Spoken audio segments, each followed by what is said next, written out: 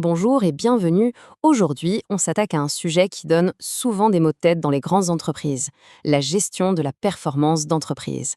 C'est un défi complexe mais absolument essentiel. On peut se poser la question, oui. Pourquoi est-ce que ça semble si compliqué?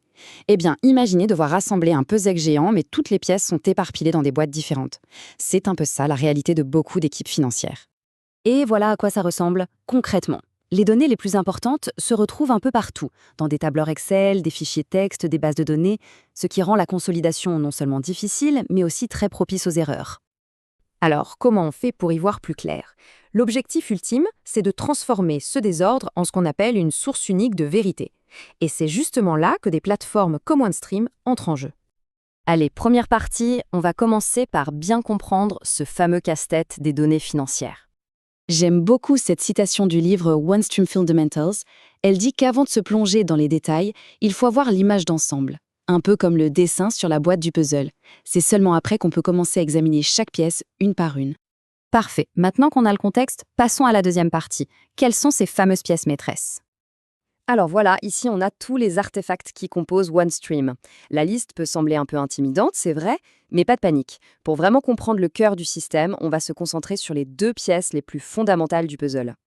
La première pièce, c'est ce qu'on appelle une dimension. C'est assez simple en fait. Il faut voir ça comme les grandes catégories qui permettent de trier les données. Les comptes, les départements, les produits. Ce sont les étiquettes qui vont donner du sens à tous nos chiffres. Mais ce qui rend les dimensions vraiment puissantes, c'est leur structure. Elles ne sont pas juste une liste à plat, non, elles organisent tout en hiérarchie, un peu comme un organigramme d'entreprise. On a un pays qui contient des régions qui elles-mêmes contiennent des villes. Ça permet de passer très facilement d'une vue globale à un niveau de détail très fin. La deuxième pièce maîtresse, c'est le cube. C'est ici que la magie opère. Le cube, c'est le point de rencontre de toutes nos dimensions. Imaginez un genre d'espace en 3D ou même plus, où chaque chiffre est parfaitement localisé par son compte, son département, son produit, etc. C'est la structure qui stocke les données et les prépare pour l'analyse. Bon, maintenant qu'on a nos pièces, voyons un concept clé qui les rend si flexibles. C'est une des fonctionnalités les plus impressionnantes de OneStream, l'extensibilité. L'idée, c'est de permettre à différentes équipes d'utiliser les mêmes données, mais en les voyant avec un niveau de détail adapté à leurs propres besoins. Regardez cet exemple, c'est très parlant. Au niveau de la direction, dans le cube corporate, on voit une seule ligne, vente d'exploitation. C'est un chiffre global. Mais pour l'équipe de production, ce même chiffre est détaillé, vente à des tiers, vente de pièces, etc. La donnée de base est exactement la même, mais sa présentation change. C'est ça la puissance de l'extensibilité. Troisième partie, on a les pièces, on a vu comment elles peuvent être flexibles. Maintenant, comment est-ce que tout ça s'assemble? Ce qui va lier toutes les pièces de notre puzzle, c'est le workflow. Pensez-y comme le mode d'emploi du puzzle, c'est un processus qui guide chaque utilisateur étape par étape pour lui dire exactement quoi faire et quand. On ne se pose plus de questions, tout est structuré. Et concrètement, ça se passe souvent en 4 grandes étapes. D'abord, on importe les données brutes. Simple. Ensuite, on les ajuste si besoin. Troisième étape, le système mouline et consolide tout ça. Et enfin, et c'est crucial, on certifie les chiffres, on les verrouille. Le processus est maîtrisé du début à la fin. Allez, on arrive au but. Quatrième partie, il est temps de révéler l'image complète.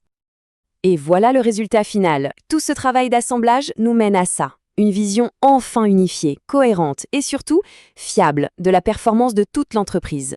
Le chaos du début a complètement laissé place à la clarté. Et cette clarté, voilà comment elle se présente aux utilisateurs. Pas besoin d'être un génie de l'informatique. L'accès aux données se fait à travers des interfaces très visuelles et intuitives. Des tableaux de bord, des rapports. L'information est là, accessible. Au final, les bénéfices sont énormes. On parle d'une consolidation financière qui tient la route, d'une planification beaucoup plus agile, d'analyse bien plus poussée, et surtout, on atteint cet objectif de source unique de vérité pour toute l'organisation. On termine avec une cinquième et dernière partie pour résumer cette transformation, du chaos à la clarté. Le avant-après est vraiment frappant.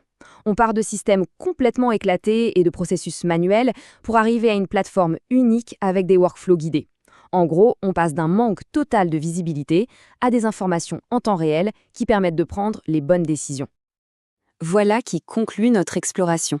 La question qu'on peut se poser pour finir, c'est celle-ci. Si les données financières d'une entreprise sont un puzzle, est-ce que cette entreprise a le bon modèle sur la boîte pour la guider vers l'image finale? C'est une réflexion qui me semble essentielle aujourd'hui.